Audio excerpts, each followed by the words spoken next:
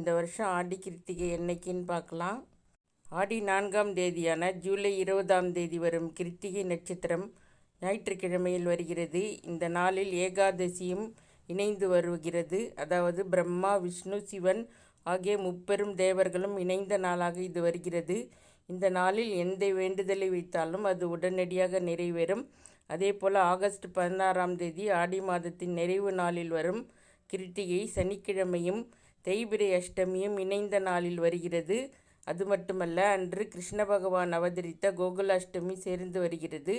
இது முருகன், பெருமாள், பைரவர், சனி பகவான் ஆகிய தெய்வங்களின் அருளை பெறுவதற்கு மிகவும் ஏற்ற நாளாக உள்ளது. அதனால் பக்தர்கள் 2 நாட்களில் தங்களுக்கு வசதியான நாளை தேர்வு செய்து விரதம் இருக்கலாம். முடிந்தவர்களும் முருகப்பெருமானின் தீவிர பக்தர்களும் 2 நாளிலும் விரதம் இருப்பது 2 மடங்கு பலனை தரும். நீங்கள் எந்த நாள் விரதம் இருக்க போகிறீங்க? கமெண்ட்ஸில் சொல்லுங்கள்.